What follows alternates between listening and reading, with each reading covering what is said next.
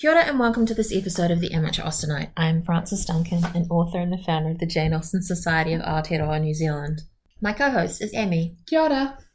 Today we're discussing Chapter 20 of Northanger Abbey. In Chapter 20, Catherine learns more of General Tilney on the journey to Northanger.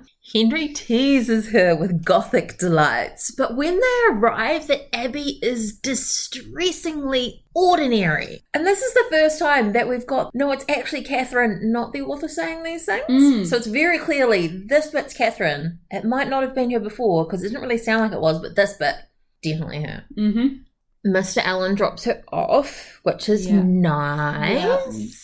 And they're very sad to see her go because, as is usual, having someone who hasn't seen all the stuff you've seen 1,000 times to see it for the first time makes it seem new and interesting. And oh God, now we're going to be stuck here without the new exciting eyes and we're just going to be in Bath. It's only for a week though. Kind of comes off almost like Catherine's got anxiety.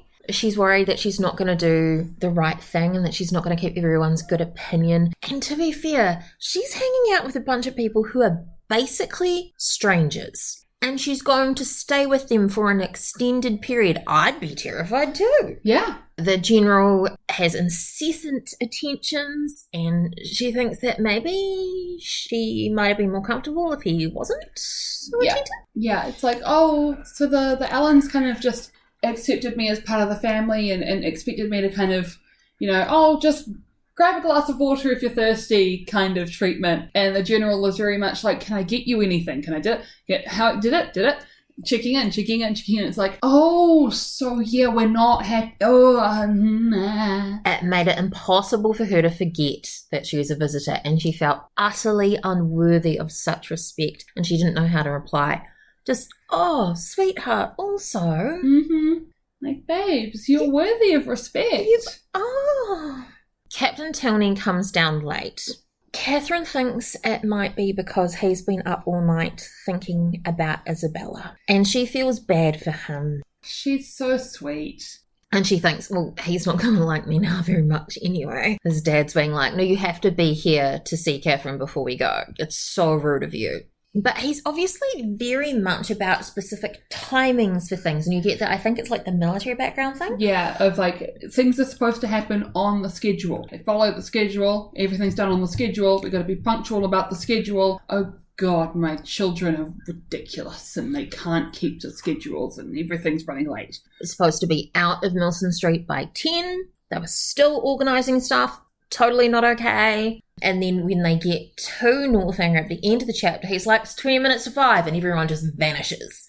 There's a bit where he's upset about the way that the carriages has been packed, and he almost throws out her writing desk. And the funny thing is, Austen almost lost her writing desk one time. They were changing carriages, I think, and it got left on the previous carriage, and someone had to chase it down and get it. All of her drafts were in her writing desk and her money. Yeah, and I wonder whether that happened prior to this being written. I like that Catherine very clearly feels comfortable with Miss Tilney, though. She feels no restraint, which is really great. So she's got someone she can be comfortable with. Especially good because the premise of her going along on this trip is to be Miss Tilney's friend in the house. Towards the end, Mr. Tilney thanks her, saying, you know, she doesn't have a female companion. She doesn't have anyone to hang out with half the time because my dad fucks off somewhere. And then I'm also fucked off somewhere. Sorry, not sorry. Must be really lonely. They have to wait for 2 hours in the middle of their trip so that the horses get a rest. There's a good comparison between the two types of carriages that they've got. Yes, which very much helps make sense of it to a modern reader as well, I find. Because, I don't know, carriage is a carriage, right? It's drawn by horses, they're all about the same. No, clearly not. No, well-fed carriage horses, but lumbering. And then there's the curricle with the slim horses that's fast and light and wouldn't need the weight. That really clearly talks about all the people that they've got around them as well. Yes. Like, it's not just the family on a trip. It's the family and the people who have to be around so that the family can run. Liveried servants and outriders. So outriders are people like to stop highwaymen. It's a protection thing. Liverymen and guardsmen. Yeah. after the stop, General Tilney's like, why don't you get in the carriage with my son? It's real nice in there. And she's like, oh, is that appropriate? No, but he wouldn't tell me to do something inappropriate. So I'm sure it's fine.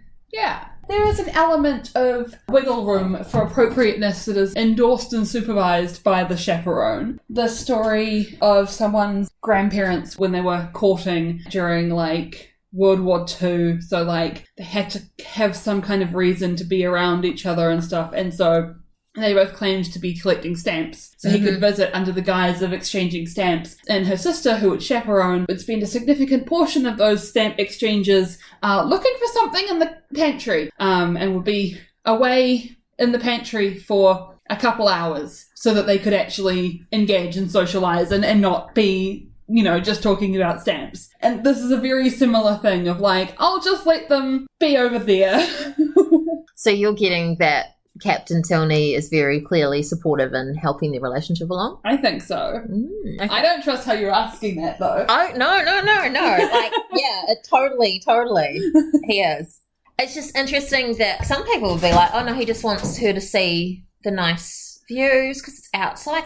The other carriage is closed. Yeah. And she so clearly is comparing Henry to John Thorpe. He drove so well, so quietly, no disturbance, no parading, no swearing. And then, and his hat sat so well. Yeah. Capes of his great coat. Like, not only did he drive really well, but also he was like super cute while he was doing it. To be driven by him next to being dancing with him was certainly the greatest happiness in the world.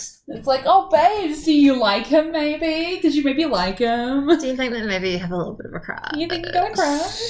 So Mrs. Hughes doesn't come with them, and we don't hear about her anymore. So she must have met them in Bath to be there as a chaperone for balls. So she obviously doesn't live with them because Miss Tilney doesn't have a female chaperone at home, which I feel sad for her. Yeah, that sucks.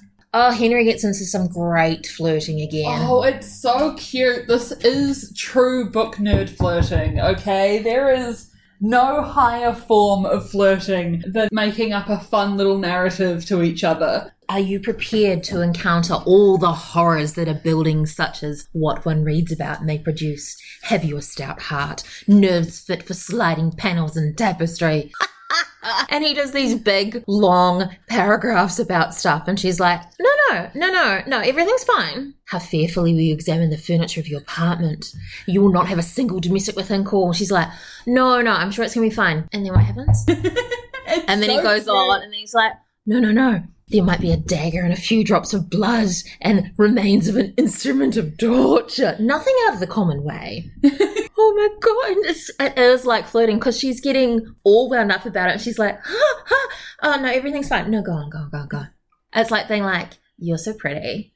Let me tell you how pretty you are. Oh, really? Oh, no.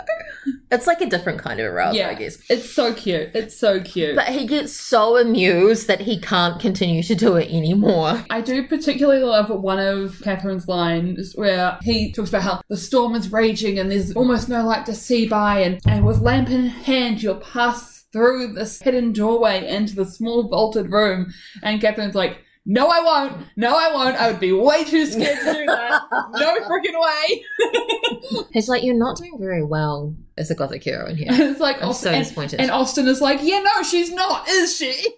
And the Abbey, distressingly normal. Yeah. She's expecting to see it in this beautiful way, but the building's really low, so she can't even see it as she drives up to it. And the thing is, this 100% still happens in modern day, because I know that myself and every other person who was a goth from, like, primary school age is like, oh my gosh, gothic architecture, da-da-da-da-da. And then we see something that's actually gothic architecture and we're like, where's the spider webs? Why isn't it all painted like black and dark purple? What's going on? And then you realise that gothic architecture is not the kind of gothic architecture that the subculture kind of would sprout off now. It is more of a window shape kind of thing. And you're like, oh.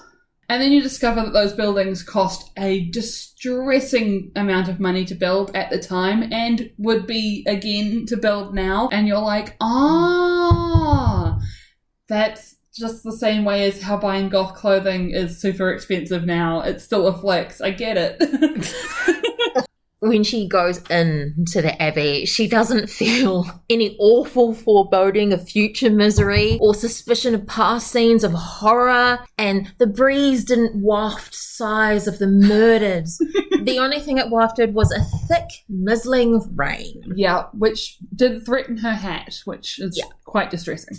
The fireplace is a pretty normal modern fireplace as well, which is quite upsetting. So the Rumford is tall, shallow, designed by Sir Benjamin Thompson, who is Count Rumford. The way that it's designed reflects the heat into the room, and it minimises the smoke and heat loss out through the chimney. Right. So it's a really good thing, but it's not as grand and beautiful. Yeah, I see that. Sometimes modern conveniences do come with tragedies of the artistic Aesthetics. nature. Yeah. I mean, I will buy things purely for aesthetics. Functional, yes, but if there's a more aesthetically pleasing version, that's the one I'm going to get. Yeah, like I think in modern day, it would be the equivalent of like, oh, I'm so excited to see the fireplace, and they have a heat pump and the fireplace is just like filled with tchotchkes. That kind of thing. It's like, oh, I was excited to actually have a fire, and I have an LCD screen with a fire on it. Okay. Can't roast marshmallows on that. No, but will be more heat effective than the fire. So she actually does mention the windows, like you said. The pointed arch is preserved, so it's the form of a Gothic. Mm-hmm. But the panes were large and clear and light. She hoped for small divisions, heavy stonework, painted glass, dirt and cobwebs. It's so distressing that they have modern windows. He's kept the shape, but he's put modern glass in it. Yeah, and it's like, babes, the dirt and the cobwebs weren't going to be there. We know this. How do we know this? Because you mentioned earlier that the house hadn't been abandoned for multiple generations before a family emerged back into it quite unexpectedly. How sad, though. Like, you want to have a little adventure. Like, even, like, she wanted to go look at the castle. I imagine us wanting to go look at castles now. We'd be super excited and then be like, oh, it's not that great. Okay. The thing that everyone kind of assumes with castles is castles are tall buildings. They're tall buildings built in an age before we had reinforced concrete. So they're not really tall by modern building standards. They're kind of tall by New Zealand building standards because we don't tend to get many very tall buildings, but like... Because fault lines. Because fault lines, and also New Zealand is just like that to you. But like castles are like 5 stories would be your kind of cap, and that's a genuine limit on like how structurally sound a building can be, because they don't have the ability to not have all the weight of the top of the building on the bottom of the building. In comparison, a castle looks kind of like it's a big house, but your hotel has probably got a better view of the surrounding area. It's like a little sad if you're not expecting it. And then you realise that some poor bastards had to build this entire thing with manual tools, and you're like, oh god, okay, I'm glad for the modern era. So what do you think is going to happen now she's at Northanger Abbey? I honestly don't know. I hope that we get some better Miss Tilney conversations. I hope that we get some, like, development of the friendship there. And I hope that the combined efforts of the Tilneys can also kind of help highlight that, like, hey, Isabella is, like, not the good person that you keep trying to put her out to be. And I hope that these kind of changes can be made and established and prepared for, and that she can come back to Bath a better, more independent person. Do you think she will find Gothic horrors? I think she's going to find a lot of things that are like genre subversions. I think the way that Austen has gone about writing this, she's going to find a hidden passageway and it's going to be blocked off like 2 steps in, because like that's so drafty, you do not need a hidden passageway. And that's our discussion of chapter 20 of Northanger Abbey. Huzzah. I'm Frances Duncan, this has been Amme. Thank you for listening, and we wish you happy reading. Also, for anyone on here, there is still a dog that we need to entertain, and he needs entertaining. So that is why you can hear something that sounds akin to Fetch being played, if you can. Because Fetch is being played.